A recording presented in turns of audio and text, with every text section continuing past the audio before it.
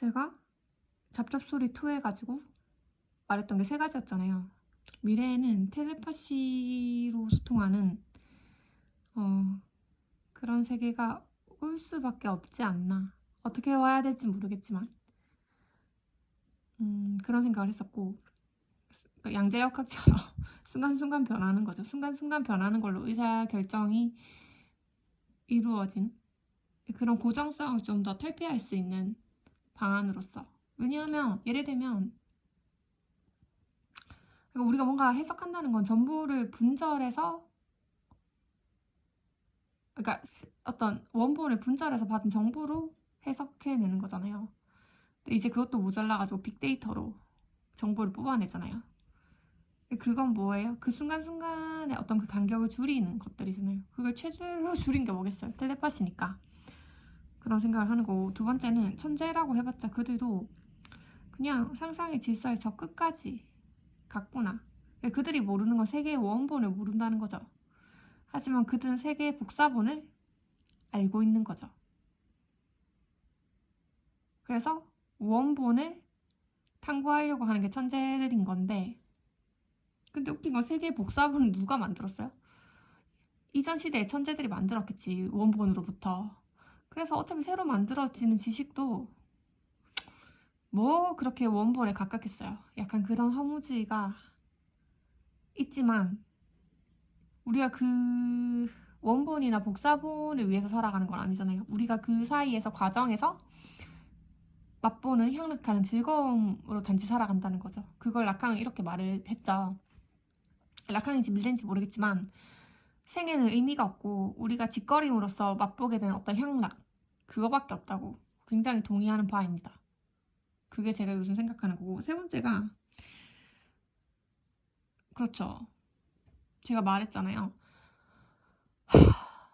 상상의 질서를 믿고 있는 사람들이 있다고요. 그리고 그 상상의 질서가 믿음인 걸 아는 사람들이 있다고요. 그게 계급 차이인데, 그래서 제가 만약에 라캉이 나왔으니까 점점 늘어나겠죠.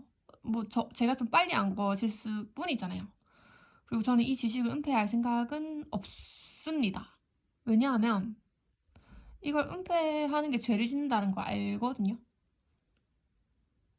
그래서 누군가는 상상의 질서가 믿음이라는 사실을 아는 사람들은 어떤 행동을 해요? 다시 아까 천재들이, 그러니까 제가 지적하는 부분은 그거거든요. 그러니까 천재들이 상상의 질서가 복사본인 걸 알면서 자기가 원본을 탐구해서 새로운 복사본을 내고 있다고요. 그래봤자 복사본이잖아요.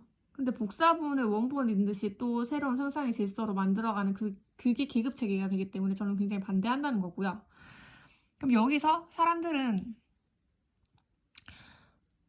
그러니까 상상의 질서를 믿으며 살아가는 사람들이 있고, 그럼 이 사람들의 문제점은 뭐다? 자기가 원본을 찾으러 가지 않는 것, 그리고 상상의 질서가 허구라는 것을 한번 의심하지 않는 것. 근데 그거를 어떻게 하겠어요? 스스로 해야 되는데 그걸 스스로 안 하니까 지배층들이 낚시를 했겠지. 야, 그게 바로 이것이니라 짠 했겠지. 그 2가지 태도를 다 비판할 수 있는 게 라칸 학파라고 생각을 해요.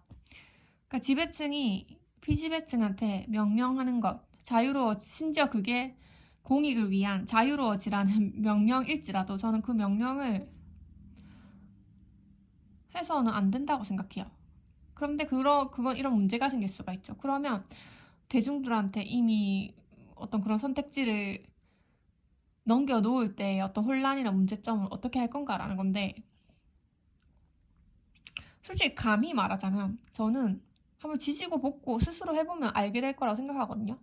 그런 기회가 주어지는 게 지금 우리가 이뤄야 할 평등이라고 생각을 하고 있고, 그리고 그 지배층들이 자기가 정답인 듯 말하는 그 놀이를 멈춰야 한다고 생각을 해요.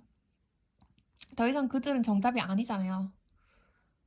그들도 정답을 모른다는 사실이죠. 그러니까 대의민주주의가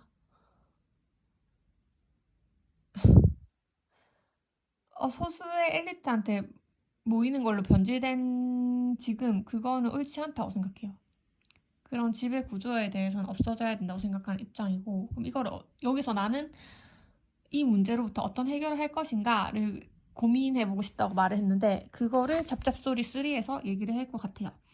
제가 르세라핌을 좋아하는데, 제가 르세라핌을 좋아한다고 하면 사람들은 르세라핌에 있는 멤버들이랑 이런 걸 좋아한다고 생각하는데, 저는 다르거든요. 그러니까 르세라핌이 뭔가를 하고는 있죠. 근데 그게 개별 멤버에 대한 사랑으로 가진 않아요. 그들이 전개시킨 어떤 사고 과정을 즐길 뿐이거든요. 허참 신선하고 재밌구만 하면서 즐기는 건데, 어, 근데 자꾸 방시혁 님이 하이브 대주주잖아요. 그분이 서울대 미학과 나온 건 아시죠? 근데 그분에서 난 실망했어. 그 부분도 역시 지배자층인가? 빡치네? 약간 이런 생각까지 전 갔는데, 왜냐면 자꾸 이 르세라핌의 노래가 그 그룹의 정체성이고 그 그룹의 사람들이 만들어낸 거라고 자꾸 강조를 하더라고요. 그러니까 저는 대상이랑 의미를 일치시키면 안 된다고 생각하는데, 그런 거 심각하잖아요. 그건 지배 계층의 지배층을 강화하는 거라고요. 모르겠어요. 이렇게까지 할 필요는 없겠지만, 어... 결국 거짓말을 한다라는 거잖아요. 모르겠어요. 근데 그냥 그런 말이 좀 걸렸어.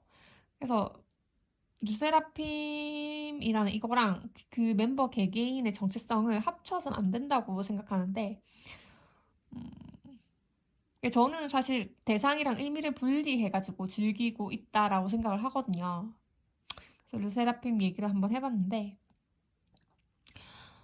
일단 대상이랑 의미를 분리하는 게 지금 안 돼서 싸우는 게 카리나 자체잖아요. 카리나 그 연애하는 걸로.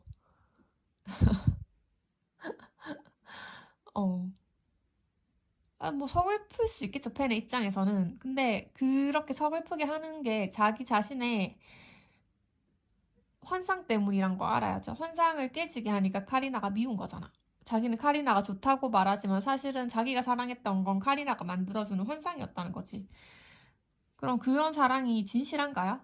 카리나가 차라리 그 사랑이 어떻게 진실해요, 팬이랑? 팬은 자기 환상을 강요하기만 하는데, 환상을 사랑하는 거지 카리나를 사랑하는 게 아니잖아요. 그걸 팬만 모를 뿐이죠. 응. 카리나는 진짜 사랑을 사서 연애를 하는 게 맞죠.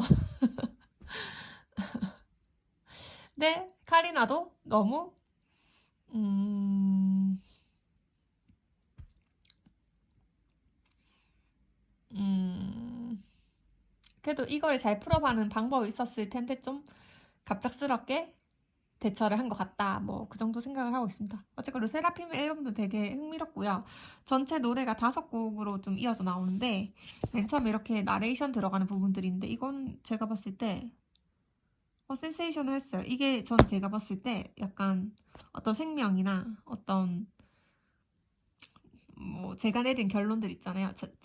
자기가 만드는 의미에 대한 얘기였던 것 같아요. 그 의미 밖으로 탈출하겠다는 강한 의지를 표출하는 게 너무 좋았고, 그거를 이렇게 형성한 게 타이틀곡들일 거고, 그 다음에 네 번째 수록곡들로는 주로 이걸 뽑아봤는데, 앨범에서 네 번째에 있어요. 곡의 네 번째 트랙에 있는 애들인데, 얘네는 좀 새로운 여성의 자세를 보여준다고 생각해요. 근데 제가 여기서 말할 때 여성은 거의 미대인이라고 생각하시면 좋겠어요. 왜냐면 이기서 여자가 아니라 락항이 지금 여자는 없다고 했거든요. 그러니까 우린 생물학적인 구분이 아니고 전부 다 남자라는 거예요.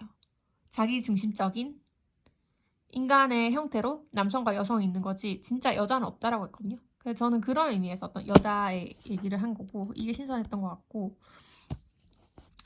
이제 이게 그러면 이제 5곡을 미니 앨범마다 내는데 2곡이 남잖아요. 그 2곡이 이렇게 비교가 되는데 흥미로웠었던 것 같아요. 이건 아마 트랙에서 3번째에 있는 노래들이고, 얘네가 트랙에서 가장 마지막인데, 3번째에 있는 곡들은 환상에서 증상으로의 변이를 보여주는 것 같고,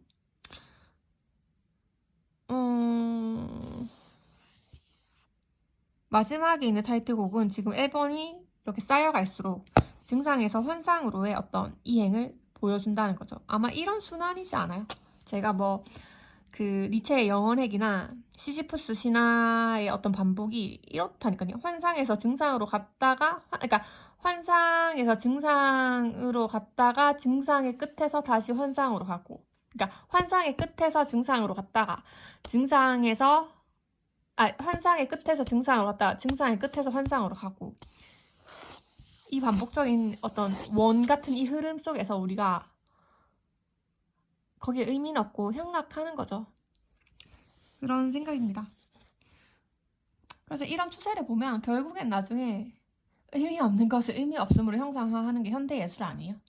아, 예술이 또 대중화가 되겠다. 이런 트렌드는 좀 읽을 수 있을 것 같은데. 굉장히 지금 1세대, 2세대, 3세대, 4세대 아이돌로 넘어가면서 좀 예술화 된다라는 어떤 느낌을 받으실 수 있으실 거예요. 그게 또 남자 아이돌에서 먼저 나온다는 게 조금 좀 그런데 뭐 태용도 그렇고 내용은 별 특이성은 없었던 것 같아요. 그래도 좀 예술성이 가미되는 것? GD랑 비교하면 좀 더 뭔가 현대 예술적이다. 이번에 뭐 무슨 앨범 나올 것 같은데 그것도 굉장히 좀 현대 예술적일 것 같고, 이제 거기서 되게 트렌드를 잘 섞어놓은 게 제니가 그런 어떤 예술이랑 접합한 어떤 부분들을 지드래곤보다 훨씬 더 세련되게 전개해 나갈 거란 믿음이 있고, 근데 뭐 솔직히 말해서 새로울 건 없죠. 왜냐면 걔네가 예술가는 아니잖아요. 걔네가 만들어낸 게 아니라 이미 만들어진 것들을 좀 덕지덕지 붙이고 나오는 느낌은 있다라고 하면 좀 너무 할 수도 있겠어요. 그런 시도는 존중하지만 그 비나 제니나 태용이가 직접 만들어내는 건 좀 아니잖아요. 그리고 또 직접 만들어내면 또 퀄리티는 낮아질 거고. 그래서 제가 요즘 되게 주의 깊게 보는 거는 DPR 이한이랑 지올팍을 좀 유심하게 보고 있습니다. 지올팍이 진짜 미쳤죠. 저는 걔가 진짜 그 가수님이 핵심을 되게 잘 파악하는 것 같아요. 그러니까 DPR 이안의 고민을 모두 수렴해서 뛰어넘은 게 이제 지올팍이 앨범에서 만들어놨죠. 근데 외면은 DPR 이안이 훨씬 잘생겼다. 주목을 아주 짜릿하게 더 많이 받는 것 같다. 참 다 가져갈 수가 없어요. 그죠? 그래서 그러면 제가 말을 한 거는, 자, 그러면 그러니까 내가 원하는 거는 배워서 되는 것도 아니고, 배워서 되는 건 아니지만 스스로 깨닫게 어떻게 할 것인가에 대한 고민인데, 그래서 저는 뭘 하고 싶냐면, 그러니까 그런 과정을 즐기는 것에 대해서 어떤 브랜드를 한번 만들어 보고 싶은 것 같아요.